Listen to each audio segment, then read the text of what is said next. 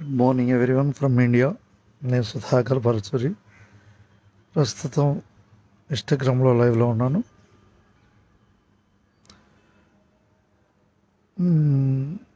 వృత్తి ప్రవృత్తి చేసేది కండక్టరు. సామాజిక సేవకి మీడియాను ఉపయోగించవచ్చు. అందరికి ఉపయోగపడే విధంగా మీడియాను ఉపయోగించాలని నా చిన్న ప్రయత్నం. మీ సుధాకర్ పరచూరి.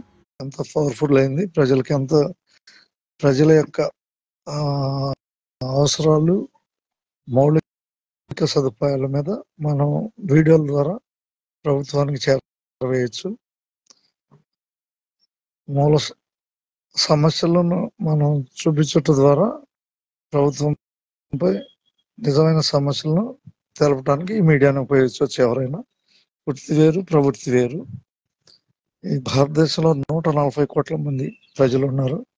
మనం ప్రయాణించే ప్రయాణంలో ఎక్కడైనా ఏదన్నా సమస్యలు ఉన్నా కూడా వీడియోల ద్వారా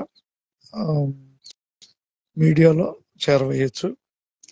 ఎవరిని కించపరచకుండా మీడియాను మనం ప్రజల అవసరాలకు అనుగుణంగా మార్చుకోవచ్చు.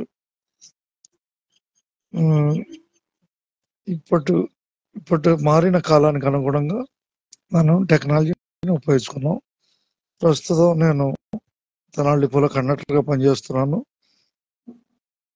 నా వృత్తి కండక్టర్ అయినా కూడా నేను ప్రజలకు సేవకి అంకితం కావాలనే మనస్తత్వం ఉంటుంది. అంటే ఉదాహరణకి నేను ఈ దేశ ప్రధాని కావాలనుకుంటున్నాను. ఎలా అవుతాను ఊరిని ఆలోచిద్దాం.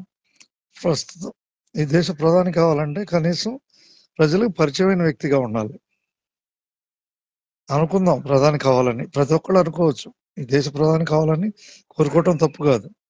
అలానే ప్రజల సేవ చేయకుండా ఒకేసారి ఎదగాలని కోరుకోవటం అత్యుత్సాహం అవుతుంది. సామాజిక కార్యకర్తగా ప్రజలకు సహకారం చేస్తూ ప్రధానికి మించిన విలువను కూడా పొందవచ్చు. అంటే నేను ఈ విషయం ఎందుకు చెబుతున్నానంటే మీడియా సెక్షన్ని మంచిగా ఉపయోగించుకుంటారనే ఉద్దేశంతో చెబుతున్నాను. ఎప్పటికప్పుడు మన ప్రజల సమస్యలను ఎప్పటికప్పుడు తెలియపరచడం ద్వారా అందరూ మన అభివృద్ధి ప్రధానంలో ముందుంటామని ఆశాభావం. నేను సుధాకర్ పరచూరి. నేను బురిపాలెం గ్రామంలో జన్మించాను. అయితే నేను గవర్నమెంట్ ఐటీఐలో ఎలక్ట్రికల్ చేశాను. అది ఇంగ్లీష్ మీడియం. తద్వారా నేను టెక్నాలజీని అందుకోవటానికి తక్కువ కాలంలో నాకు ఉపయోగపడింది.